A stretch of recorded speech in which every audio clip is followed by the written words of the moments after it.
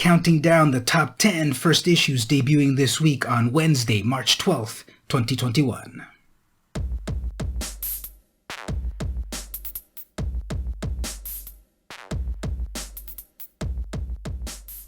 Hey everyone, it's VM Campos, comic book fan. Welcome to another episode of the weekly VM Campos Comic Book Club. This is the series where I count down the top 10 first issues debuting on this week, New Comic Book Day, and it's episode number 268. This is the show where I count down the first issues debuting this week, so you can start off on a series and not feel left behind. If you enjoyed this video and all my other comic book content, consider pressing the join button right here on YouTube to pledge at 99 cents per month to unlock exclusive stuff. But in the meantime, let's talk about the comics. At number 10, from Marvel, I picked X-CORP number 1. That's probably pronounced X-COR? X-CORP? I know it's corporation, but there's also Corps as in the Marine Corps. Anyway, X-CORP number 1 from Marvel. This is written by Tini Howard, art by Alberto Foce, cover art by David Aja. Krakoa is for closers. The deals have been made. Mutant kind is safe on Krakoa. So this is a brand new X title. I'm not sure if it's going to last multiple issues or what, but I really like the graphic design of this cover. We see the shadows of the characters. I do get a sense of Harvey Birdman, attorney at law, over here with Archangel. So if you're into the X titles, here's a brand new one with some side characters to enjoy. At number 9, I picked DC's Justice League: The Last Ride. Number 1. This is written by Chip Zdarsky, art by Miguel Mendonca, and here's the variant cover by Miguel Mendonca, the cardstock cover. I always like those. Once the most powerful group in the world, the Justice League was destroyed by tragedy and time, disbanding under a veil of mistrust and anger. Now on the eve of the universe's greatest murder trial, the League must come together one last time. But can Superman and Batman bury the past before the cosmos' greatest villains bury them? So here's one of these alternate future history sort of comics that everyone loves. What do you think? Do you like these alternate what-if tales of things? Stuff in the future? These what-if things? Tell me about it in the comments. This is number 9.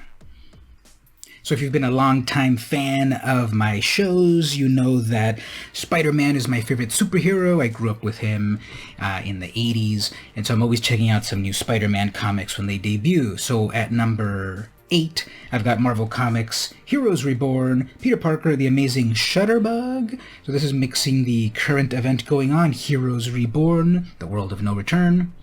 This is written by Mark Bernardin, so you know it's going to be good. Art by Rafael de la Torre, and this is a variant cover by Mike McCone. Peter Parker is the biggest Hyperion fan in the world, and he also just happens to be chummy with his favorite hero thanks to a photography gig at the Daily Bugle. Surely nothing could go wrong with his camera and him in the heart of the action, right? So a different take on the classic Spider-Man mythology with a different sort of alternate timeline in the Heroes Reborn. And I really enjoy Mark's stuff, so I can't wait to check it out. Speaking of alternate timelines and the like, at number 7, we go back to another DC comic.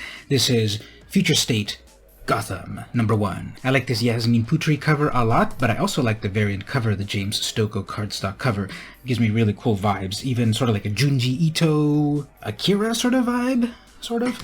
But I really like this cover. Just the tones of it look amazing. And I liked the Future State sort of trade dress on these covers. What about you? What do you think about the style of all the Future State covers? Anyway, what's this book all about? The event that was DC Future State continues in its own ongoing title, starring the Bat family, beginning with the epic story Hunt the Batman. Disaster strikes Gotham City, and all evidence points to the next Batman. Red Hood must choose justice over his family and allies when the corrupt magistrate enlists him to bring in the new Batman, dead or alive. Hopefully alive, because he's pretty cool.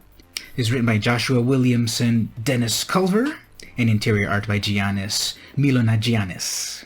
So an ongoing series of more Future State stuff. How did you like Future State? Tell me about it in the comments. At number 6, I picked Dark Horse Comics' House of Lost Horizons, number 1 of 5. So I picked this book for several reasons. I like Dark Horse Comics as a sort of third party of comic books. You should totally check out other comic publishers besides the big two. You get a variety of stories. I also picked this because this is part of the world of Hellboy.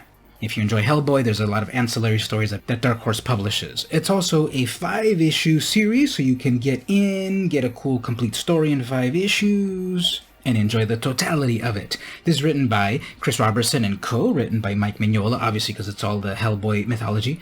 Art by Leila Del Duca, and this is cover art by Christopher Mitten. A locked room murder mystery puzzles paranormal detective Sarah Jewell and her associate Mary Therese when a weekend trip on a private island off the coast of Washington goes astray. Great cover. I really like the evocative nature of it. Great tones, the pinks, the flowers, the candles, the scary mansion. 5-issue miniseries to get in on. At Aftershock, I picked Silver City #1. This is written by Olivia Quartero Briggs, art by Luca Merli, and this is cover art by Roberto Ingranata.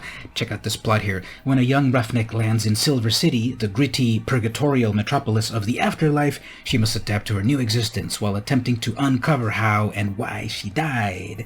So it's a life-after-death sort of story. Great creative team, issue #1.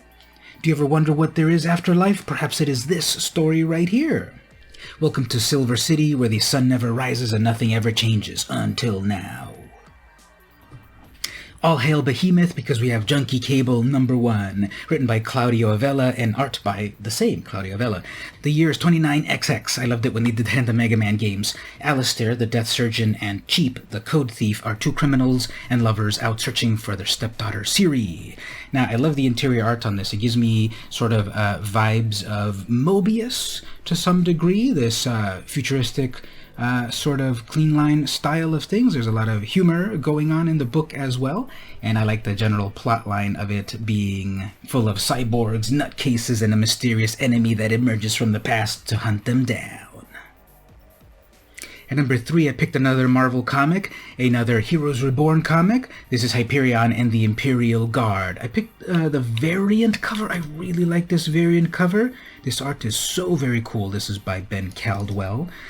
Interior art is by Michelle Bandini and Stephen Byrne, written by Ryan Cady. Again, let's look at this cover. It's just so good. I just love the characters. I love the style of this art. I hope to see more of this artist. But what this comic is all about is that the teenage Hyperion's cosmic quests with his Shi'ar friends near their end, but none of the young heroes are ready to say farewell. We also have a backup story, a special preview of the new Starjammers series coming soon. So much like X-Men Demon Days had a preview in a different book, here you can get a preview of the new book, Starjammers, in this issue. So double the reason to pick it up, and it's #3.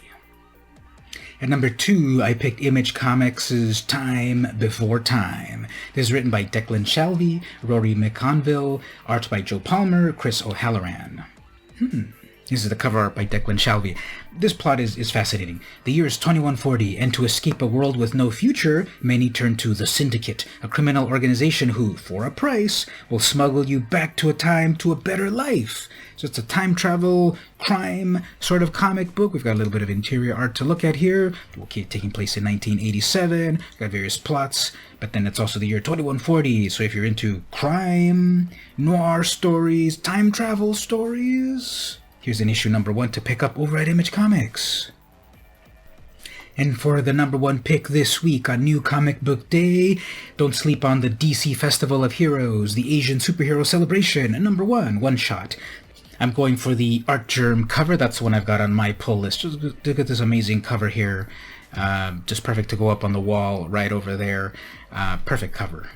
And what I like about the book is that it's a variety of stories with a variety of Asian characters over at DC Comics. So it's an anthology book, and as you know, if you watch the series much, I'm into anthology books. I think you get more bang for your buck when you've got a variety of stories in one comic book, and this one-shot here for Asian Heritage Month I think is perfect to pick up this week.